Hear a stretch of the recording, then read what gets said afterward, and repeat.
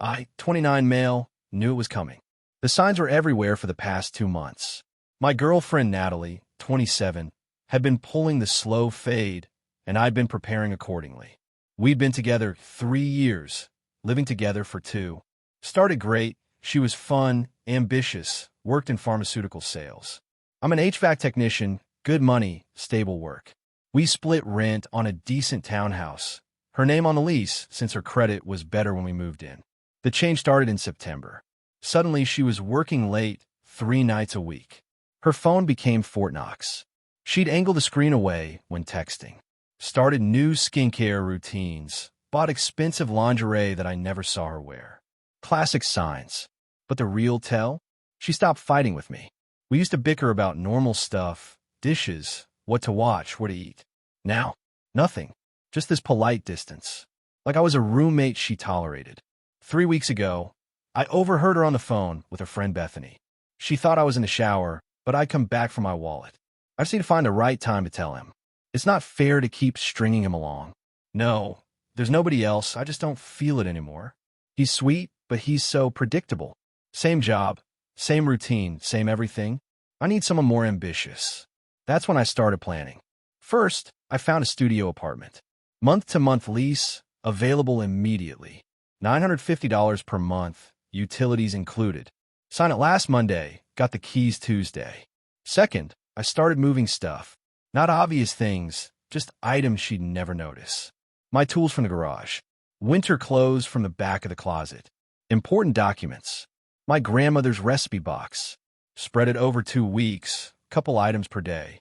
Third, I changed my direct deposit. Set up a new individual account. Moved 80% of my paycheck there starting with last Friday's deposit. Left enough in our shared expenses account to cover my half through month's end. Yesterday was D-Day. She asked me to sit down after dinner. Had this whole speech prepared. Doug, we need to talk. You're such a good guy, and I do love you, but I'm just not in love with you anymore. I think we've grown apart. You deserve someone who can give you what you need. I let her finish. Waited for the dramatic pause where I was supposed to beg, cry, or argue. Instead, I pulled out my phone and showed her the lease agreement. Perfect timing. I signed this last week. I'll be out by Sunday. The look on her face. Pure shock. Wait, what? You're not going to fight for us. Fight for what, Natalie? You just said you're not in love with me. But, I thought, don't you want to try counseling or something? No thanks. I heard you on the phone 3 weeks ago. You think I'm predictable and unambitious. Message received. She went pale. You heard that? Yep. Started packing that day. Most of my important stuff is already gone. Doug, wait, that's not. I was just venting. Everyone vents. And everyone faces consequences for their choices. This is yours. Update 1. The entitlement started immediately.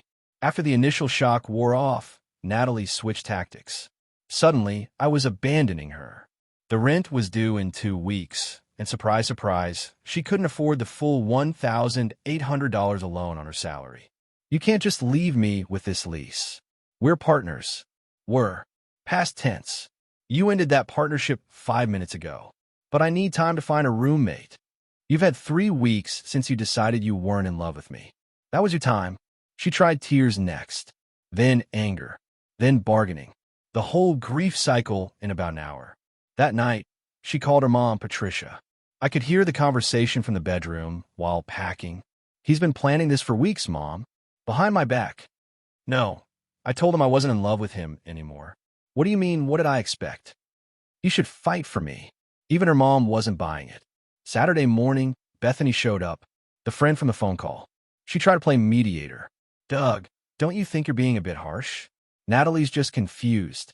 Confused about what? She made her feelings clear. People say things they don't mean when they're stressed. She meant enough to say it to you 3 weeks ago. And to me yesterday. Bethany looked at Natalie. You told him 3 weeks ago? No, I was talking to you about it. And I overheard. I said, loading a box into my truck. Predictable and unambitious, right? Bethany actually winced.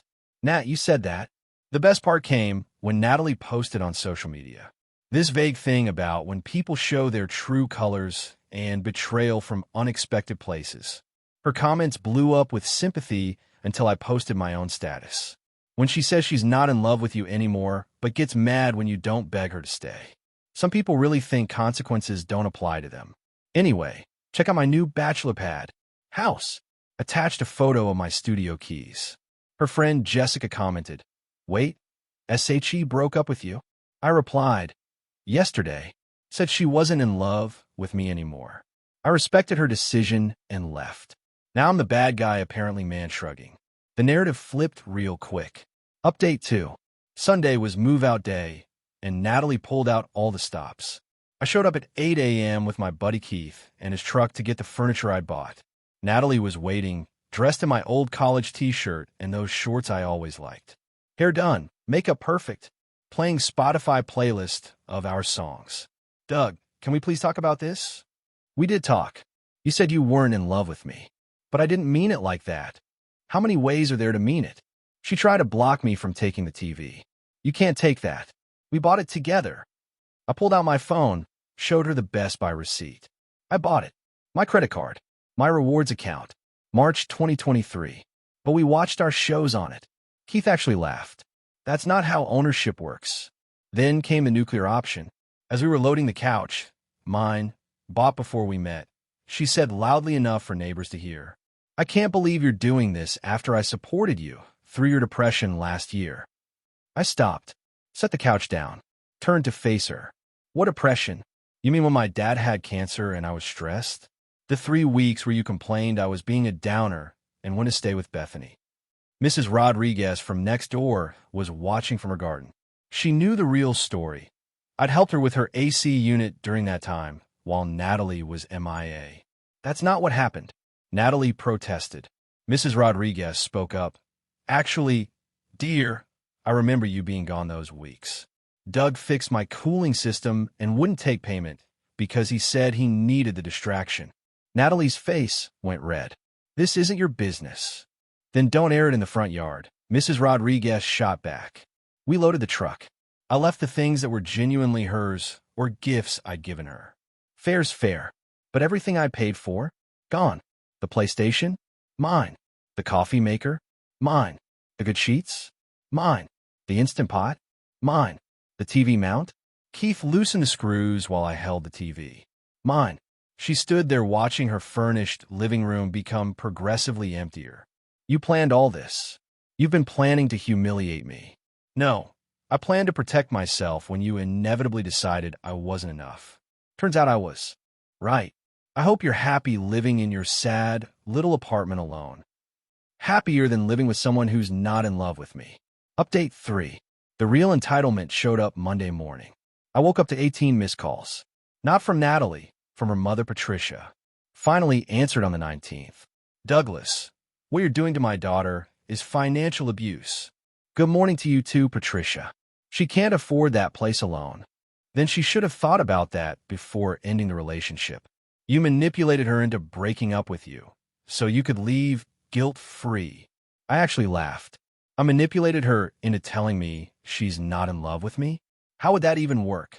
You've been distant, cold. You pushed her away. Patricia, she told Bethany 3 weeks ago that I was predictable and unambitious. Her words, "I just prepared for the inevitable." She was venting. Everyone vents. You don't end a 3-year relationship over that. I didn't end it. She did. I just didn't fight it. You're supposed to fight for love.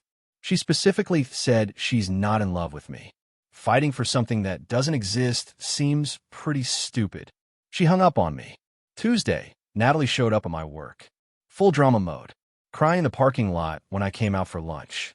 "Duh, please. The landlord says if I can't prove I can afford the rent alone, I have to find a new place." "Okay, I'll be homeless." "You make $65,000 a year. You won't be homeless. You'll just have to budget. You know I have student loans, car payment, credit cards, all things you had before we met. You managed then. That was different. I had a roommate. So get another roommate.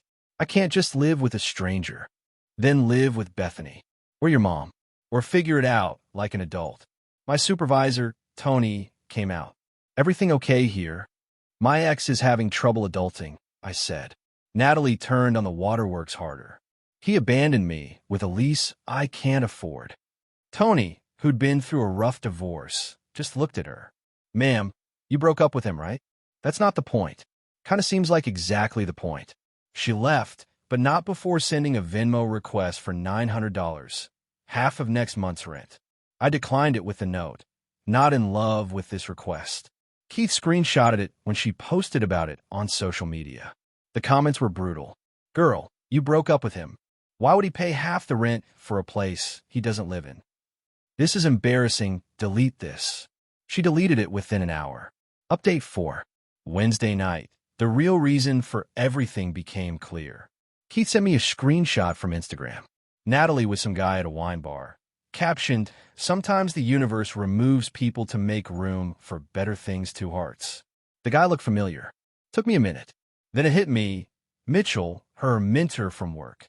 The one who'd been helping her career development with all those late-night sessions. The photo was dated 2 hours after she'd cried in my work parking lot about being homeless. I didn't react publicly, but I did send the screenshot to my phone backup folder. Just in case. Thursday, Patricia called again. Different energy this time. Douglas, I've spoken with Natalie. I think there's been a misunderstanding. About what? About Mitchell from her work. She says you're spreading rumors. I haven't said anything about Mitchell. She says you're implying they were having an affair. I haven't mentioned him at all. Didn't even know they were together until yesterday. Long pause. They are together? Check her Instagram. Wine bar. Hearts emoji. Posted yesterday. Another pause. That was fast. Or pre-planned. Who knows? Douglas, did she cheat on you? Physically? No idea. Emotionally? Definitely. But it doesn't matter now. She said she wasn't in love with me. I believed her and left. End of story. Patricia sighed. I raised her better than this. Not my problem anymore. Friday morning brought the pettiest move yet. I got a text from an unknown number. This is Mitchell. Man to man, I think you should know Natalie and I are together now. No hard feelings. I responded, congrats on the promotion from side piece to main guy. FYI, she's about to be evicted because she can't afford her rent. Good luck with that. He sent back. That's her business, not mine. We're not living together. Yet she's been telling everyone she's about to be homeless. Weird how her better thing isn't helping with that. No response. An hour later, Natalie texted from her number. Did you seriously tell Mitchell I'm getting evicted? Just sharing facts. Thought partners support each other. We just started dating. Publicly. But those late-night career development sessions have been going on for months, right? How dare you? How dare I what? Notice? Leave? Move on? Be specific. She tried calling. I didn't answer. That evening, a mutual friend, Derek, reached out. Bro, Natalie's having a meltdown on her private story, saying Mitchell won't help with her rent because it's too soon and she can't believe you poisoned him against her. I told him the truth. If that's poison, that's on her. She's also saying you manipulated the whole situation to make her look bad. She told me she wasn't in love with me. I left. Everything else is her own choices coming home to roost. Update 5. The weekend brought peak desperation. Saturday, I was at Home Depot getting stuff for my new place when I ran into Natalie's dad, Robert. Good dude, we'd always gotten along. He looked tired. Doug, heard you moved out. Yes, sir. Last Sunday. Patricia's been filling me in. Natalie sighed, anyway. Want to tell me yours? I gave him the short version. The overheard call, the preparation, the breakup speech, my response. He nodded slowly. So you knew it was coming and prepared. Wouldn't you? Son, I would have been gone the day after I heard that phone call. We talked for a few minutes. He mentioned Natalie had asked them for rent money. They'd said no. 27 years old, makes good money, and can't manage her bills. We failed somewhere. Not your fault she thought actions don't have consequences. He shook my hand before leaving. You're a good man, Doug. You'll find better. Sunday morning, the extinction burst arrived. Natalie showed up at my studio at 7 a.m., pounding on the door. My neighbors started recording immediately. Thin walls. Everyone knew the drama by now. Doug, open up. We need to talk. I talked through the door. No, we don't. I made a mistake. Mitchell was a mistake. I want you back. What happened to him being a better thing? He's an asshole. He said if I can't manage my own finances, why would he want to date me? I actually laughed. So he dumped you? It's your fault. You told him about the rent. I told him the truth. Sorry, that was inconvenient. Please, Doug. I love you. I've always loved you. But you're not in love with me. Your words. I was confused. Stressed. I didn't mean it. You meant it enough to tell Bethany. You meant it enough to tell me. You meant it enough to already be dating Mitchell 2 days later. That was a mistake. Please, Natalie, go home. I don't have a home. I have to move. That's a you problem. She started crying. Ugly crying. You're so cruel. How can you be so cold? My neighbor, Mrs. Jameson, opened her door. Honey, you need to leave before I call the police. This is none of your business. You're disturbing everyone at 7 a.m. on a Sunday. It's everyone's business. Go home. Natalie left, but not before kicking my door and screaming that I'd regret this. Update 6. Monday brought legal threats. Got an email from some law firm. Natalie was demanding 3 months of rent support, $2,700. Half the value of all furniture I took, $2,000 or estimation. Emotional distress damages, $5,000. Moving expenses since I forced her to relocate, $1,500. Total, $11,200. I forwarded it to my cousin, who's a paralegal. She called me laughing. This isn't even a real demand letter. It's a template from LegalZoom. The lawyer's name isn't even in our state bar directory. So it's fake. Completely. She probably made it herself. I texted Natalie. Nice try with the fake lawyer. Next time, make sure they're actually licensed in our state. She called immediately. It's not fake. Attorney Richard Henderson doesn't exist in our state bar. I checked. Silence. Also, you can't claim emotional distress when you broke up with me. You can't claim moving expenses when you're choosing to move. And the furniture was mine. I have receipts. You're such an asshole. I'm an asshole who kept receipts. Tuesday was quiet. Too quiet. Wednesday, Derek texted me. Heads up. Natalie's been telling people you were abusive, saying you financially controlled her and isolated her from friends. With what money? She made more than me. That's what I said. Nobody's buying it. Good. Thursday brought the Flying Monkey Brigade. Bethany, Jessica, and Natalie's other friend Amber showed up at my work at lunch. We need to talk to you about Natalie, Bethany started. No, you don't. She's spiraling, Doug. She might hurt herself. Then get her professional help. Amber jumped in. You destroyed her life. She destroyed her own life. I just declined to cushion the fall. She lost Mitchell. She's losing her apartment. Her credit's ruined. Still not seeing how any of that is my problem. Jessica tried the soft approach. Doug, you loved her once. I did. And she told me she didn't love me back. So I left. That's what you're supposed to do when someone doesn't love you. But she does love you, but she's not in love with me. Her words. Multiple times. To multiple people. They left when Tony came out and asked if there was a problem. Final update. It's been a month now. Here's where everyone landed. Natalie had to move back in with her parents. She couldn't find a roommate in time.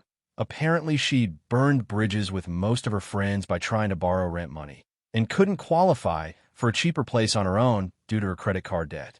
Mitchell completely ghosted her after the rent situation. Turns out he was also talking to another co-worker, Stephanie, who had her financial life together. They're dating now. Natalie found out at the office Christmas party. For what Derek heard, it was not pretty. Patricia called me one last time to apologize. Said she'd seen the texts and emails Natalie had sent me and was appalled at her behavior. Robert had apparently put his foot down about enabling her further. Natalie tried one more Hail Mary last week. Sent me a long email about how she's been in therapy, doubt it, realizes she was wrong, convenient, and wants to rebuild what we had impossible.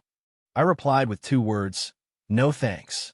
She responded with a novel about how I was throwing away true love. I didn't respond. My studio's great. It's small, but it's mine. No drama. No walking on eggshells. No wondering if she's texting Mitchell while sitting next to me on the couch. Keith and his wife had me over for dinner last night.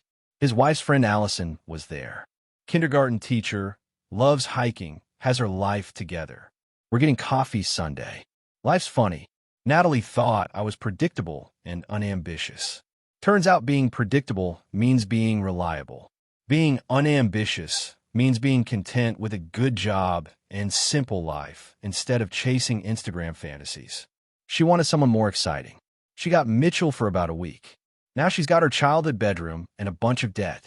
I got called cruel for not fighting for someone who didn't want me, for preparing for the inevitable instead of being blindsided, for protecting myself instead of sacrificing myself for someone who'd already moved on emotionally. But here's the thing. When someone tells you they're not in love with you, believe them. Don't beg. Don't negotiate. Don't try to convince them otherwise. Just leave with your dignity intact. The opposite of love isn't hate. It's indifference. And when she said she wasn't in love with me anymore, she taught me how to be indifferent to her. Perfect timing indeed.